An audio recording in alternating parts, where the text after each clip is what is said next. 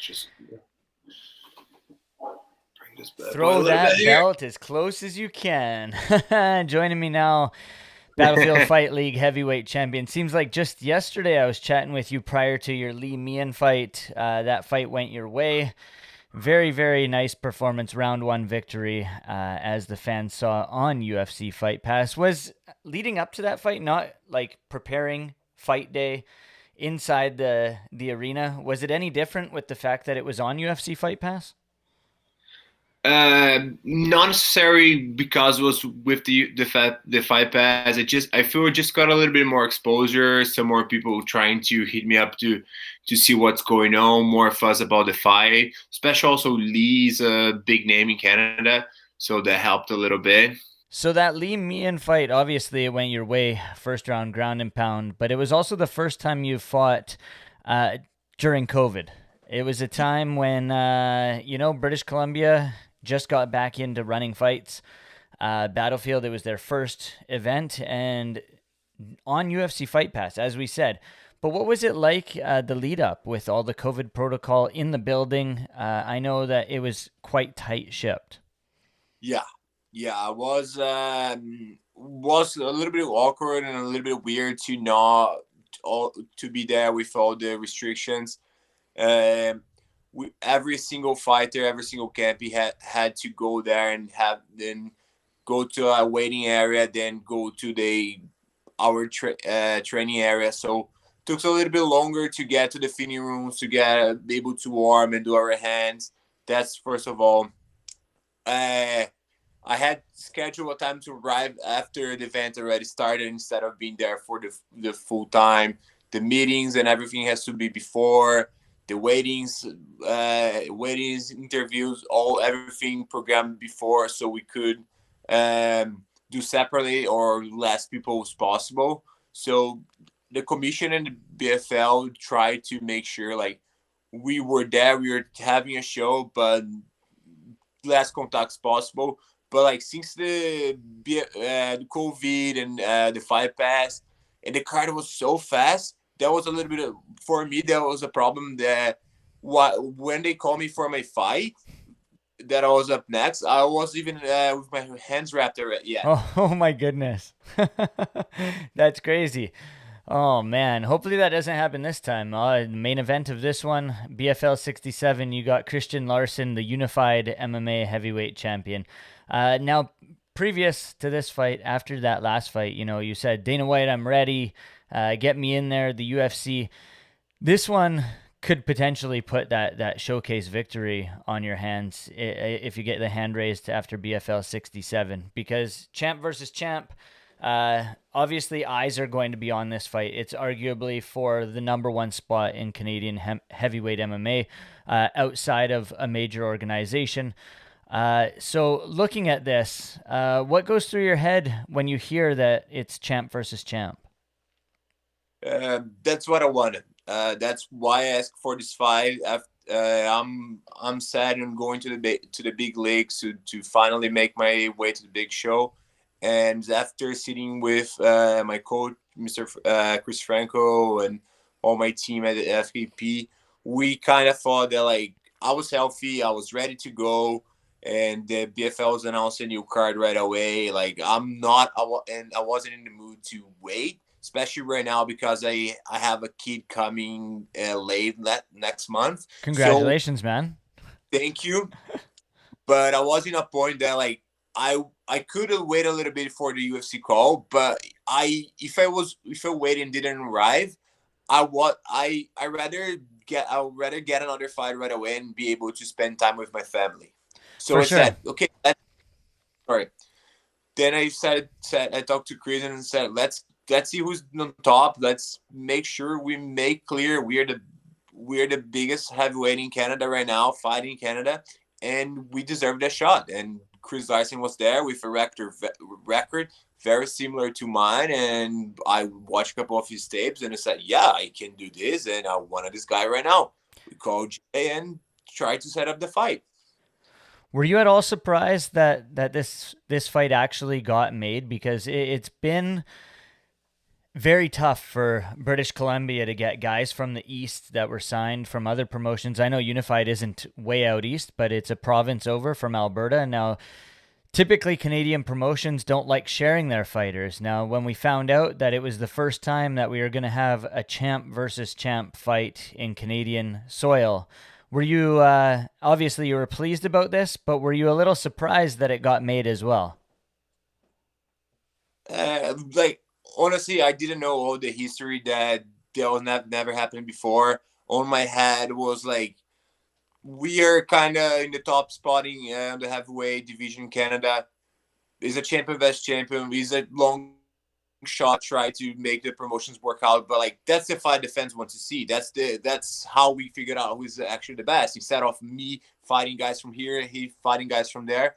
We just like let's square the cage and see who's the best. And I was saying trying to negotiate even to go there or fighting here, but I'm glad we got this fight. I'm glad we got this fight at BFL. That it's my home. I'm more than happy to offer my belt for this fight because I wanna fight Chris Larsen. But let's be honest, I also would be liked if he bring his belt to showcase and put on the line on the Friday night. Be very interesting for sure. Now, I want to ask, I want to backtrack a little bit on that previous statement you made that you're going to be a father. When you found out that you were going to have a child, going through your head, obviously there's a little more pressure on your shoulders to become victorious, to move through the ranks. Did the other side ever go through your head in terms of, you know what? I need to really, really grow and get moving forward in this. I got to move. I got to get going. I got to get this baby some money. Yeah, diapers are expensive for sure. No doubt. That was the first thing that came to my head right away after I got the news. I got a little bit nervous and worried, but not about taking care and raise a kid. Thank God, like my family and my fiance's family give us all the support. We have a good family group and solid community around us that could help. But for me, it was like, damn, like I need to start taking care of this kid, and I wasn't making money off fighting or training and teaching. So if okay, that's it. I better make the UFC or be able to pay myself and leave off fighting, or I'm gonna have to work full time, go back to bartending and fighting on the weekends. And I'm glad things are working out, and now I'm excited, and that was definitely a kick on my butt and make me work harder and harder and harder. For sure, man. Forget that. We don't want to see you bartending. We want to see you inside the cage. We've seen what you've been able to do in there, and we know that you can make that next step. So I'm excited to see what you do. Now let's talk this fight itself. Obviously, you've seen tape of Chris Larsen. You know what he has to offer. He's got heavy hands. You know that. You've been inside the cage with guys that have heavy, heavy hands. Do you expect much else from him? We haven't seen him since 2019. It's about the same amount of time that you had prior to the Lee Mian fight. You guys fought around the similar time in 2019, and then you had that one fight next. Do you think ring rust could be an issue for him? Do you believe in that? What do you expect to see out of Chris Larsen on Friday night? That's all. That's what I'm expecting from here. Heavy hands, big hand makers, big shots. From what I seen, from what I heard, from what I got from him, any footage, that's all he has, and he has 2 minutes to do that. So we seen this move before.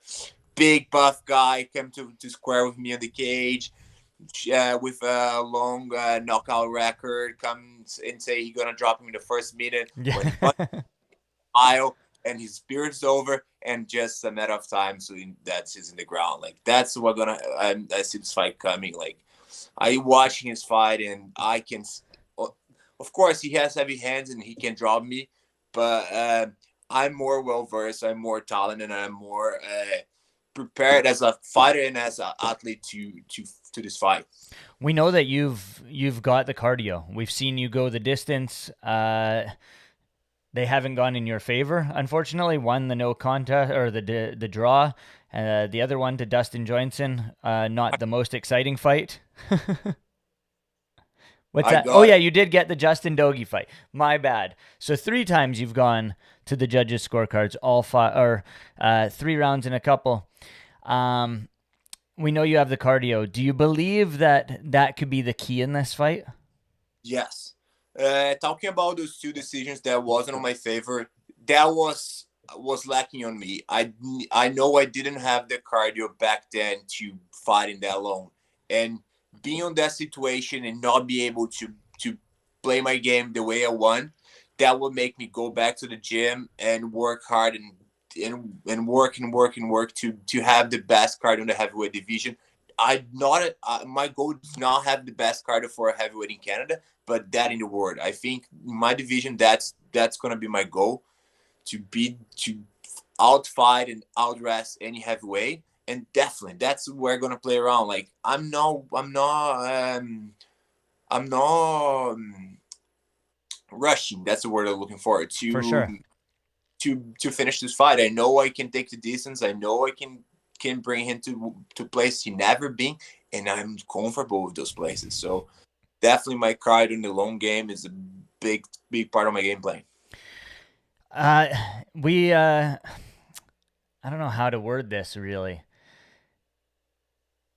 Prior to this fight, prior to the Lee Meehan fight, you stated that you were cutting all that weight. Yeah, Are you coming into this fight heavier? a little bit heavier than the the Lee Ming fight, but not as much. I'm still around the 235, 240, around the area. So is the goal past this fight to still try to go down to 205? Right now, not necessarily. I went back to the gym. I talked to Chris, and we kind of agreed that like the goal right now is make the big show, and we believe like since I'm already the champ, and there's not really many light heavyweights around Canada. There's no many competition, so it's not really worth it to to go down. There's no The exposure for me would be lesser. The competition would be lesser, so I can showcase my game better at a heavyweight right now, and after that we can see how I'm going. But like I I'm ready to be a competitor on and like I feel I could be fighting at a top 5 and any major promotion at heavyweight or light heavyweight. I can do the cut easily, and that was a good experience for me. And I think in the future might work. I love to hear it, man. The confidence is oozing from you. I want to talk to you a little bit about a previous opponent. You spoke about the majority decision against Justin Doge. Obviously, he has words to say. Prior to this, do you believe that a rematch with that fight would ever happen, or do you think you're beyond that at this point with a victory over Chris Larsen? Like, let's see Doug fight again, and let's see Doug fight at heavyweight again. Like, he's coming from a 2-loss streak. Like, he wasn't even supposed to get this fight. That title fight was first offered to Terence Espina that beat Doji on Rise 4, I think. And he didn't want to fight me, so Doug stepped in. Props to him. He gave a big fight to me, but like in the end of the day, like he's not even fighting heavyweight right now. Like I control that fight. I won in most of, like on my head. I was counting the points. I was controlling the fight and worked exactly how I was playing for. So I don't see why he's mad. Of course, he's mad because he lost. But in general, like in the future and how, depending how things go this way, maybe I hope to square with him in the UFC. Like I think if he goes back to the gym and work hard, he can make the show. But right now, like I'm focused on beat Chris Larsen and get my shot at the big show. Like I'm not looking back. I'm always looking forward at the moment. Definitely. And it sounds that way. I hear that in your voice. I hear it crystal clear that the confidence is there for you, Kyle. It's really pleasing to hear that. Now, I want to move away from the fight. I want to move away from that. When you were training for Lee Meehan, you told me that you had trained with Arjan Bhullar a little bit. How cool is it to see a guy like him fly overseas, beat Brandon Vera, and earn that crown to be one championship heavyweight champion, the first heavyweight champion from India. It puts goosebumps on my arms, man. It's absolutely amazing. And the guy's from British Columbia. He's done huge things for not only the MMA community here or the wrestling or any of that, but he's done huge things for children as well and stuff like that. How much does it mean to you to be able to train with a guy that's done what he's done? Like, honestly, it was a great experience. My camp with Arjun, we're still talking, we're still working out whenever to keep working together. I think right now we're the two biggest heavyweights in Vancouver area for at least, and we only can benefit from that. It's really cool that like he got there.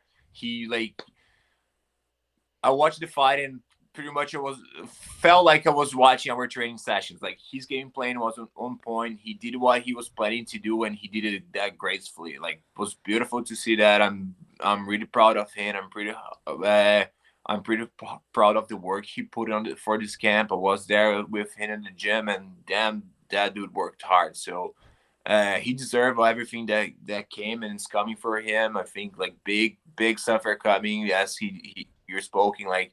Apparently he one has big plans for him, and the way he the crown Vera was very nice. So I'm really glad to get the experience. I feel like getting that pressure, get the rounds with him at the gym, the way we do the stuff here, like he gives me a pressure on training that none other guy in Canada can give me at the actual fight. So training with him, I'm gonna always be sharper than anyone else, and also I feel I'm a good guy, and as I said, I'm in the top five of any of those divisions, and I give him a good training to and a good workout, and even one of his coaches messaged me after the fight. He said, "Yo, I just spoke. First thing Arjun told me after the fight is like." Bigfoot's kicks way harder than Vera. So I'm doing something right. Amazing, man. Amazing. Now, last thing I want to ask you, I know many situations play out in your head, but in a perfect world, how does this fight at BFL 67 end? I said it sometimes before. I'll just the local scene for me right now is to showcase and show what I'm capable of. I took the distance. I knocked out. I did a lot on the ground and the standing, but I think my ground game is lacking a little bit. So if I get to choose, I would sub hand. Like that's something I'm missing on my record, and a submission could bring the gold. And like also with BC open up the doors and the borders, I think hopefully UFC card is coming on the way, and get this win would be a perfect year for me. Finish this year with this 2 wins at BFL and debut on the UFC later on in the year. Can't wait to see Friday night, Battlefield Fight League 67, Caio Machado, Chris Larsen, main event. Check it out, folks. Yeah, can I also just wanna before we finish it up, I just wanna thank all my sponsors and most of my sponsors, the Van Burn Group, DLM Project Service, Bruce C Bros Venture Inc., Driving Market Group, Athletic Wear, Action Athletic Wear, and also I just closed with Crave Healthiness and Meal Prep. Uh, Also to my a shout out to my nutritionist Rodolfo Zanin, the guys in Brazil that helped me with all my social media, all my that part, the fourth media Brazil. My beautiful fiance that's holding with me, carrying our little boy, and all my partners and my coaches and my friends at FKP, Chris Franco, Jaden Martin. From the day I got here, they've been great to me, and we've been working together to get there. And I can't wait to go to the big show with those guys and see the world what we're capable of. Good luck on Friday night, Battlefield Fight League 67. As I said, also, Kyle, good luck as a father, my friend. I will need more luck as a fighter than as in the fight for sure. But